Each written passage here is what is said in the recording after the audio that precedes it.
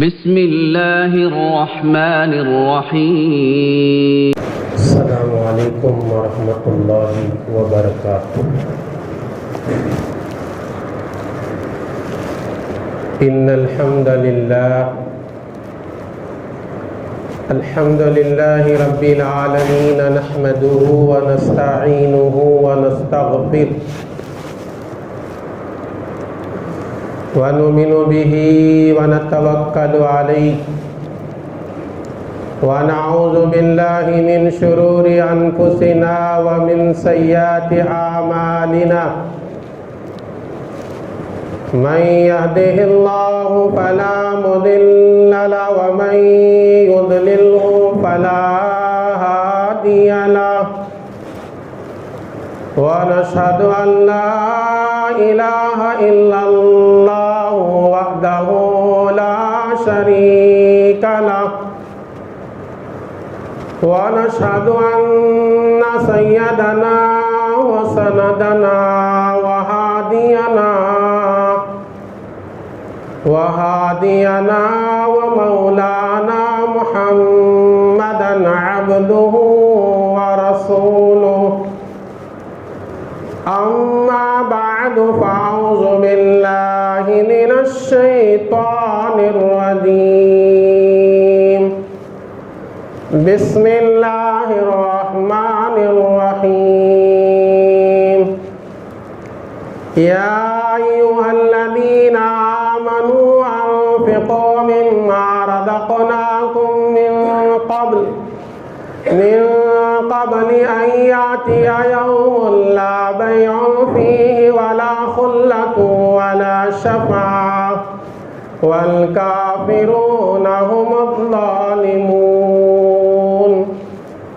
وقال النبي صلى الله عليه وسلم شفاعتي لأهل الكبائر من أمتي أو كما قال عليه الصلاة والسلام اللهم صل على سيدنا محمد في أول كلامنا اللهم صل على سيدنا محمد في أوسط كلامنا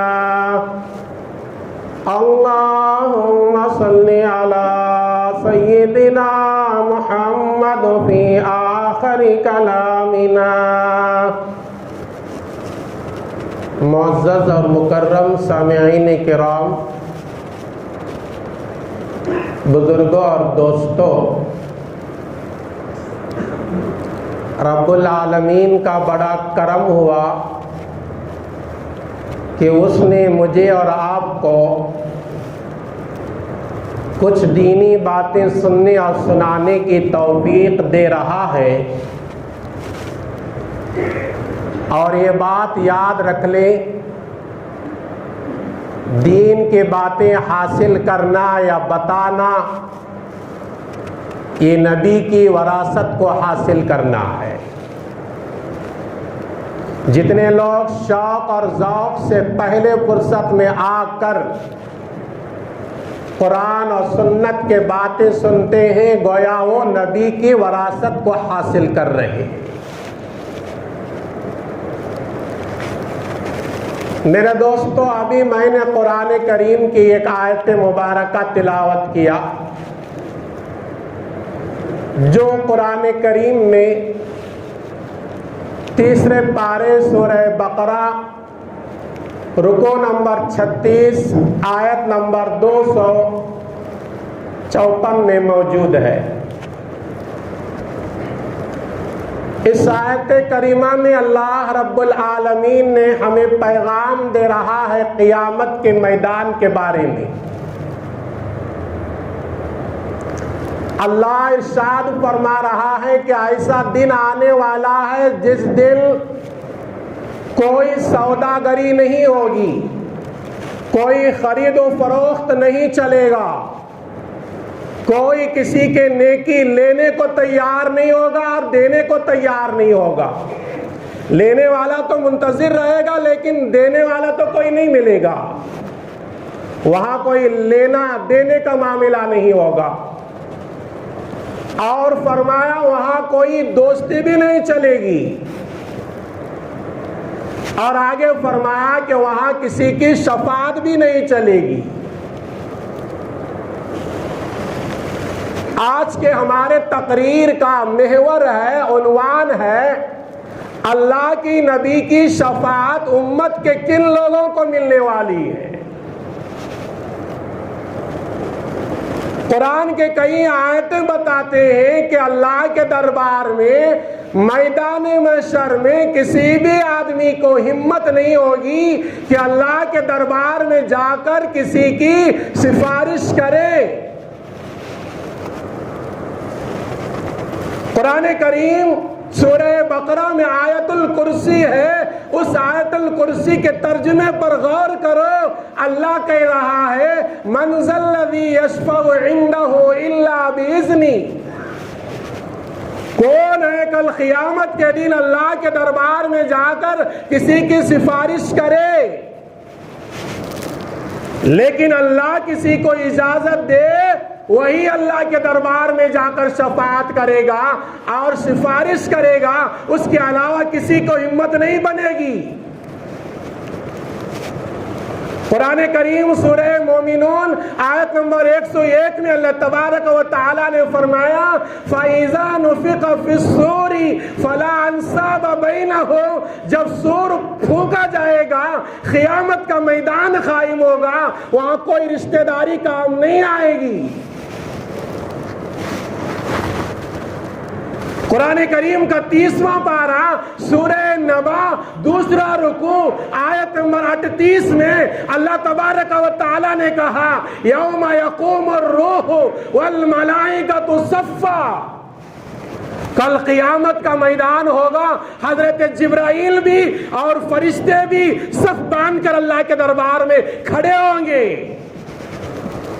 لا يتکلمون الا من اذن له الرحمن، کوئی فرشتہ بھی بات نہیں کرے گا، کسی کو بات کرنے کی طاقت نہیں ہوگی، کوئی انسان کو بھی بات کرنے کی طاقت نہیں ہوگی۔ جس کو رحمان اجازت دے، اللہ اجازت دے، وہ اللہ کے دربار میں شفاعت کر سکتا ہے۔ قرآن کریم کا 27واں پارہ سورہ نجم آیت نمبر 26 میں اللہ رب العالمین کہتا ہے وَكَم مِّن مَلَكٍ فِي السَّمَاوَاتِ لَا تُغْنِ عَنْهُمْ، اللہ تعالیٰ کہتا ہے آسمان و زمین میں بہت سارے فرشتے ایسے ہیں جو اللہ کے دربار میں شفاعت نہیں کریں گے، ہاں اللہ کے دربار میں وہی سفارش کریں گے جن کو اللہ اجازت دیتا ہے۔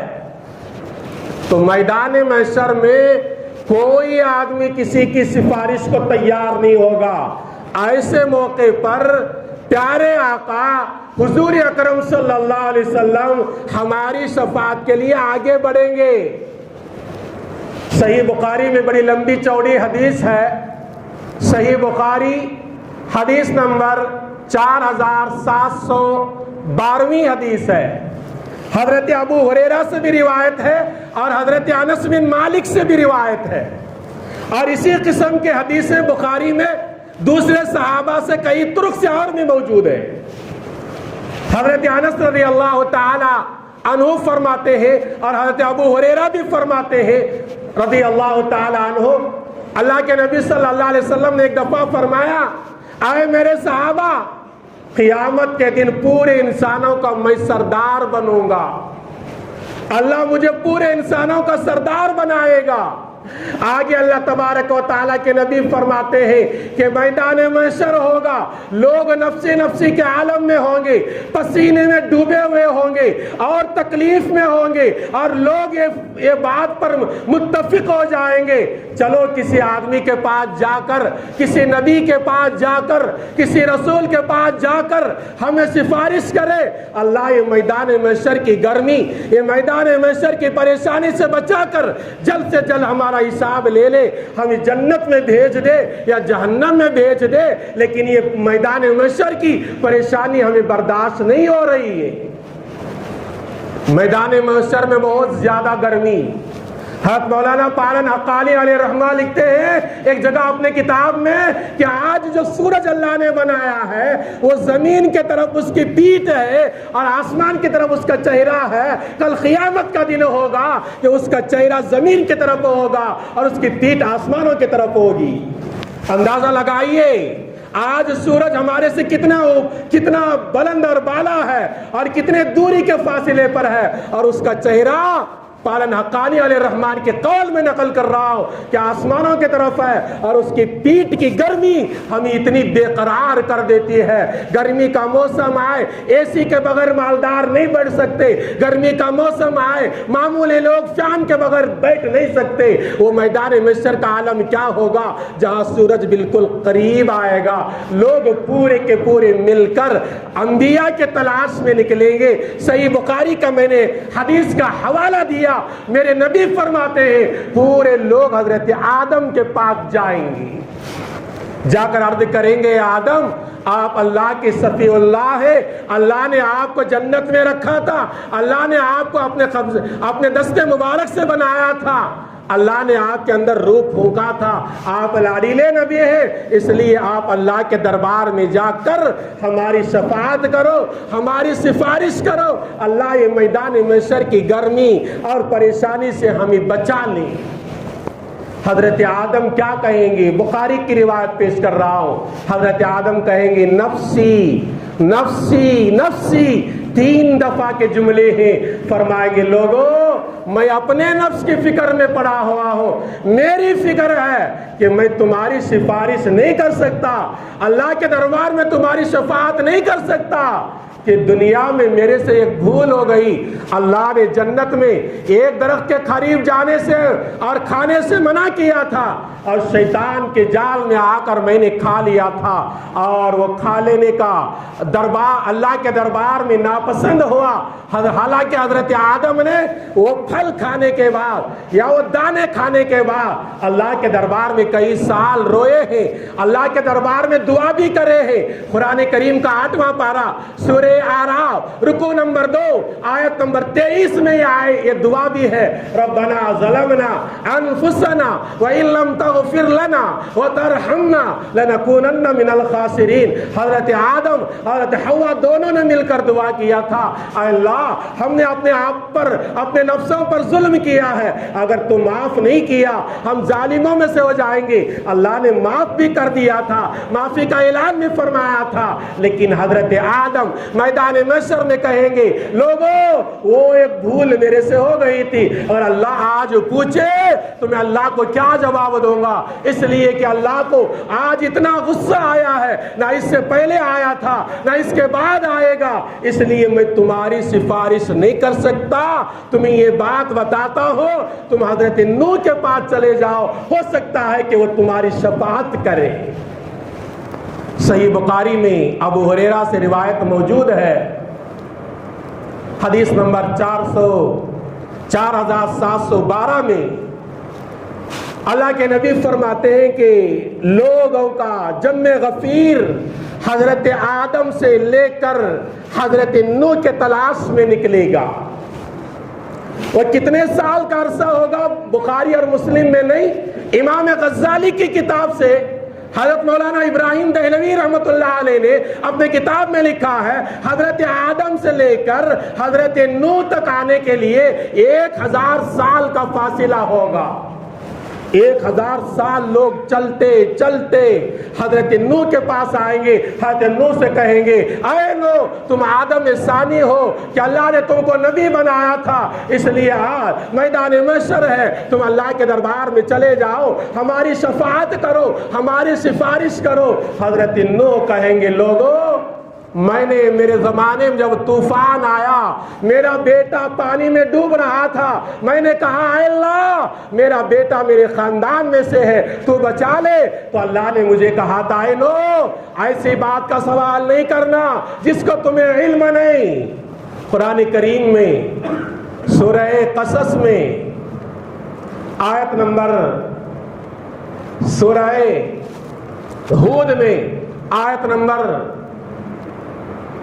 40 پر 5 سے لے کر 40 پر 7 تک یہ واقعہ ہے۔ حضرت نوح علیہ السلام نے اپنے بیٹے کو جب طوفان میں ڈوبتا ہوا دیکھا تو اللہ سے سوال کیا تھا، اللہ نے دھمکی دے دیا تھا، اے نوح ایسا سوال نہ کرو جس کا تمہیں علم نہیں۔ حضرت نوح کہیں گے میں نے اپنے ایک بیٹے کی سفارش مانگا، اللہ نے مجھے دھمکی دے دیا تھا، آج میں تمہاری شفاعت نہیں کر سکتا، ایک کام کرو تم حضرت ابراہیم کے پاس چلے جاؤ۔ صحیح بخاری میں ہے کہ لوگ حضرت ابراہیم کے پاس آئیں گے، حضرت ابراہیم کو کہیں گے آپ خلیل اللہ ہیں، اللہ کے محبوب ہیں، اللہ کے دوست ہیں، آپ اللہ کے دربار میں چل کر ہماری شفاعت کرو۔ حضرت ابراہیم کہیں گے اے لوگو، میں زندگی میں 3 دفعہ 3 مرتبہ خلاف واقعہ جھوٹ بولا ہوں، اگر اس کے بارے میں خدا پوچھ لے تو میں کیا جواب دوں گا، اس لیے میں تمہاری شفاعت اللہ کے دربار میں کر نہیں سکتا۔ وہ جھوٹ نہیں تھا، اسے کہتے ہیں توریہ، ایک بولنے والا ایک مطلب سمجھ کر بولے اور سامنے والا دوسرا مطلب سمجھے، اسے کہتے ہیں توریہ۔ شریعت کے اصطلاح میں یہ جائز ہے۔ حضرت ابراہیم علیہ السلام کی قوم جب آ کر ان کو تہوار کے لیے بلایا، چلو ابراہیم تہوار کو چلے، حضرت ابراہیم نے ستاروں کے طرف دیکھا، قرآن کریم میں ہے، کہنے لگے میں بیمار ہوں، میں تمہارے تہوار کو نہیں آتا، اس لیے کہ کافروں کی تہوار میں شریک ہونا ایمان والے کے ایمان کو کمزور کر دیتا ہے، ایمان والے کے دل کو بیمار بنا دیتا ہے۔ ابھی عیسائیوں کو تہوار آ رہا ہے، یہ مسئلہ نوٹ کر لو، کسی مسلمان کو عیسائی کی تہوار پر عیسائی کو اس کے عید کی مبارکبادی دینا مسلمان کے لیے جائز نہیں۔ ہاں دوستی الگ بات ہے، دوستی میں رہو، بات کرو، لیکن اس کے تہوار پر اس کے تہوار کی مبارکبادی دینا علماء کا مایہ ناز علماء کا فتویٰ ہے کہ جائز نہیں۔ حضرت ابراہیم کو جب تہوار کے لیے بلایا تو کہا کہ میں بیمار ہوں، میں آ نہیں سکتا۔ ایک جھوٹ ہوا، حالانکہ جھوٹ نہیں، وہ یہ سمجھتے تھے میں تمہارے تہوار میں گیا میرا دل بیمار ہوگا، میرا ایمان کمزور ہوگا۔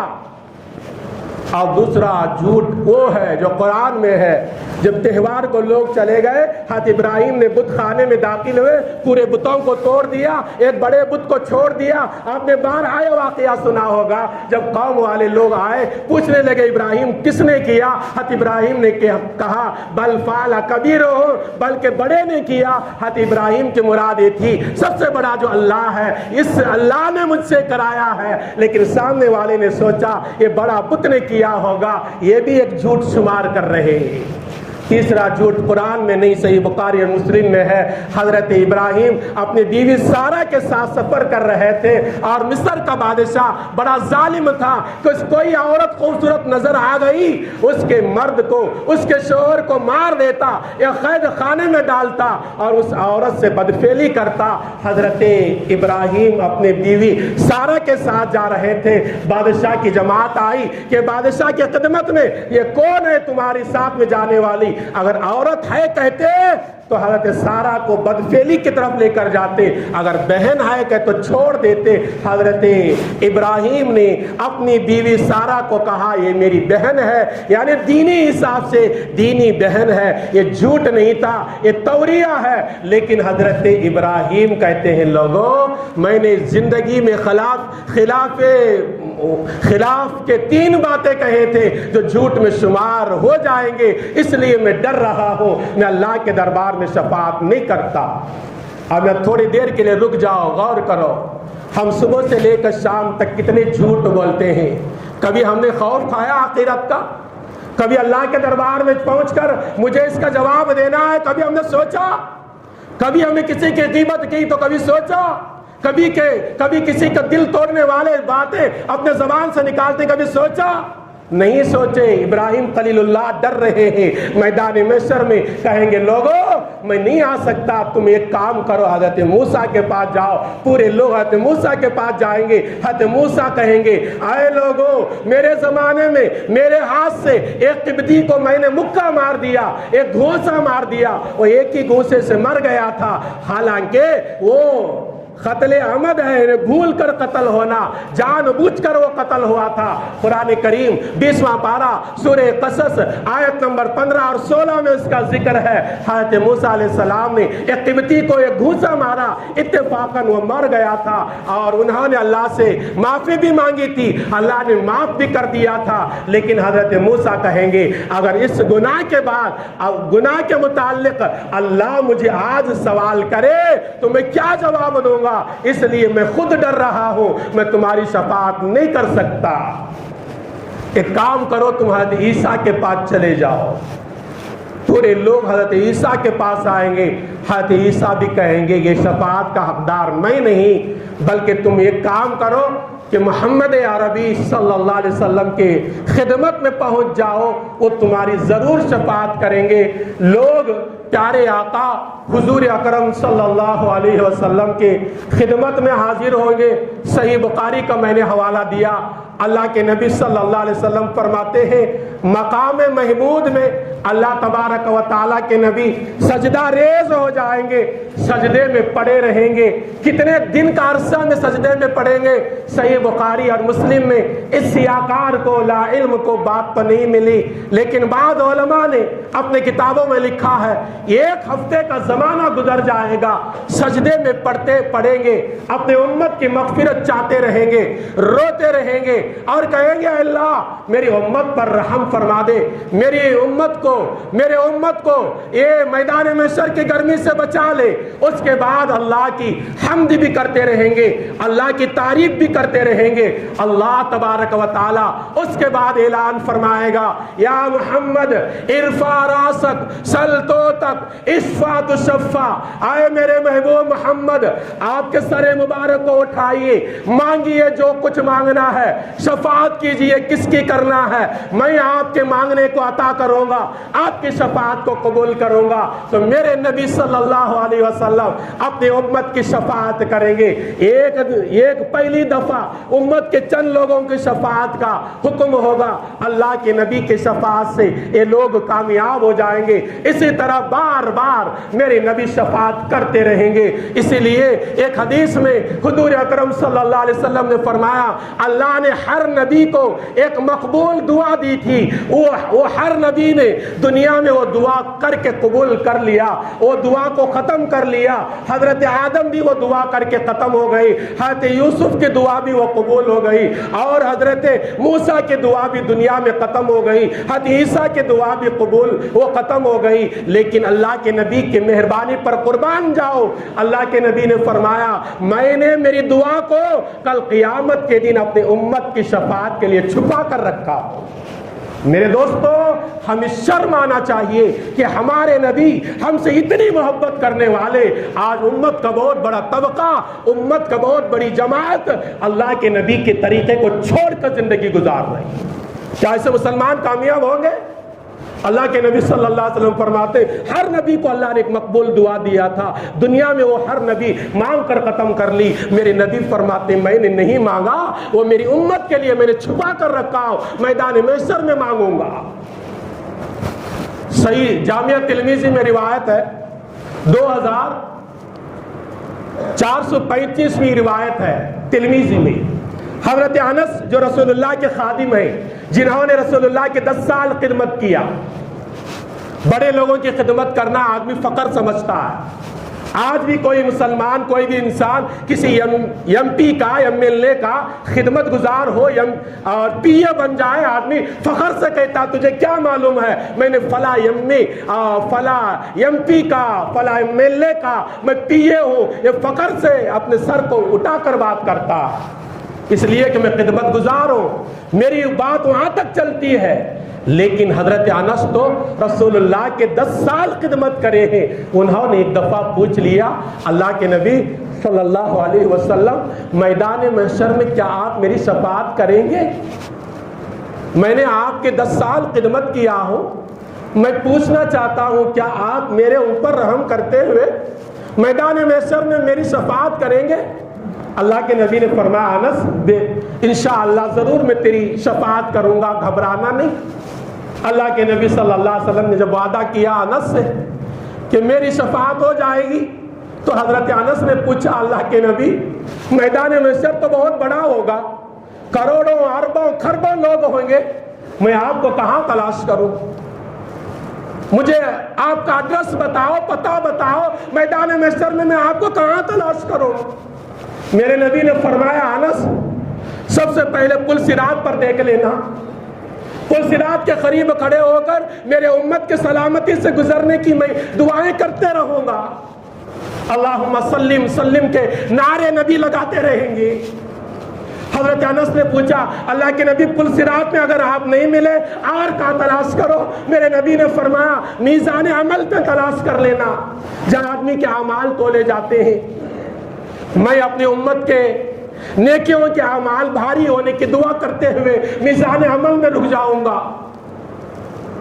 حضرت انس نے پوچھا اللہ کے نبی آپ اگر صراط پہ بھی نہ ملے, پل صراط میں نہ ملے, میدان اور میزان عمل میں بھی نہ ملے, اور کہاں تلاش کرو؟ میرے نبی نے فرمایا حوض کوثر میں مجھے تلاش کر لینا, حوض کوثر میں اپنی امت کے پیاسوں کو پانی پلاتا رہوں گا.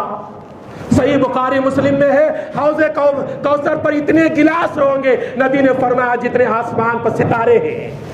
اللہ تعالیٰ اپنی امت کے پیاسوں کو میدان, نبی صلی اللہ علیہ وسلم اپنی امت کے پیاسوں کو میدان محشر میں پانی پلاتے رہیں گے. نبی کے ہاتھوں سے پانی پینا ہے اور نبی کی دعا سے پل صراط کے راستہ بجلی کی طرح پار کرنا ہے, نبی کے دعاؤں کا حقدار بننا ہے, میزان عمل میں ہمارا نیکیوں کا پلڑا بھاری ہونا ہے. نبی کے طریقے کو اپناؤ, نبی کی محبت دل میں پیدا کرو. ایک عمل بتاتا ہوں جس سے اللہ کے نبی کی شفاعت تمہارے اوپر ضروری ہو جاتی ہے, زندگی بھر کر لو. صحیح بخاری میں ہے, صحیح بخاری حدیث نمبر 614. اللہ کے نبی صلی اللہ علیہ وسلم نے فرمایا جب تم اذان سنو تو اذان کا جواب دو. سنو غور سے, آج بہت سارے لوگ اذان کی طرف التفات نہیں کرتے. اذان ہو رہی ہے, ہماری کھیل تماشے کی مجلس جمی ہوئی ہے, سکروٹ نوسی ہماری جاری ہے. میں یہ نہیں کہتا حرام ہے, لیکن اذان شعائر اسلام میں ہے اور اس کا احترام کرو, تم مسلمان ہو. فرمایا اللہ کے نبی صلی اللہ علیہ وسلم نے کہ میدان محشر کا ذکر کرنے کے بعد اللہ کے نبی صلی اللہ علیہ وسلم نے ایک حدیث میں ارشاد فرمایا جب مؤذن کی تم اذان سنو تو اذان کا جواب دو. اذان کا جواب کیسا؟ جیسے ہمارے مؤذن کے زبان سے ہم نے سنا اللہ اکبر تو اللہ اکبر ہمارے زبان سے ادا ہونا, مکمل طور پر جیسے مؤذن کہیں گے ویسے ہی جواب. لیکن حی علی الصلاح حی علی الفلاح پر صحیح بخاری میں اللہ کے نبی نے فرمایا لا حول ولا قوت الا باللہ پڑھو. اذان ہوئی, اذان کا جواب آپ نے دیا, اس کے بعد کیا کرنا ہے؟ نبی نے فرمایا ثم صلوا علی, میرے اوپر درود پاک پڑھو. اذان کا جواب دیے مسلمان. اذان کا جواب دینے کے بعد اذان ختم ہوئی, اس کے بعد درود پاک پڑھنا. اور کیا کرنا؟ نمبر 3 اللہ کے نبی نے فرمایا میرے لیے مقام محمود وسیلے کی دعا کرنا اللہ کے دربار میں. صحیح بخاری میں اذان کے بعد کی دعا ہے اللہم رب هذه الدعوة التامة والصلاة القائمة آتی محمدا الوسیلة والفضیلة وابعثه مقاما محمودا الذی وعدت. یہاں تک بخاری اور مسلم میں ہے انک لا تخلف المیعاد. صحیح بخاری اور مسلم میں نہیں, دوسرے سنن کبریٰ اور دوسرے کتابوں میں روایت موجود ہے انک لا تخلف المیعاد تک. یہ صحیح احادیث سے دعا ثابت ہے. بعض لوگ والدرجات الرفیعہ جو کچھ ملاتے ہیں, کسی بھی احادیث میں ماہر علماء کے اقوال ہیں کہ نہیں ملتا ہے. اس لیے اللہ کے نبی نے فرمایا جو اذان کا جواب دے, اذان ختم ہونے کے بعد میرے اوپر درود پڑھے اور اس کے بعد اذان کی بعد کی دعا پڑھے. آگے نبی نے فرمایا حلت لہو شفاعتی, اس کے لیے میری شفاعت حلال ہو جاتی. میں اس کو کل قیامت کے دن شفاعت کا ذمہ داری لیتا ہوں, میں اس کی شفاعت کروں گا. کون سا بھاری عمل ہے؟ اذان کا جواب دینا کوئی بھاری ہے؟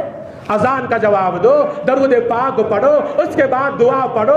اللہ کے نبی صلی اللہ علیہ وسلم کے فرمان کے مطابق صحیح بخاری حدیث نمبر 614 کا میں نے حوالہ دیا. نبی فرماتے ہیں ایسے مومن مرد عورت کے لیے میں کل قیامت کے دن شفاعت کا حقدار بنتا. اس لیے اس کی عادت ڈالو، اذان کا اہتمام کرو، احترام کرو اور اس کا جواب دو، درود پاک پڑھو اور دعا۔ آئیے اللہ تعالیٰ سے دعا کریں، اللہ تبارک و تعالیٰ ہم تمام کو کل قیامت کے دن نبی پاک صلی اللہ علیہ وسلم کی شفاعت کا حقدار بننے کی توفیق عطا فرمائے، آمین۔ السلام علیکم ورحمۃ اللہ وبرکاتہ۔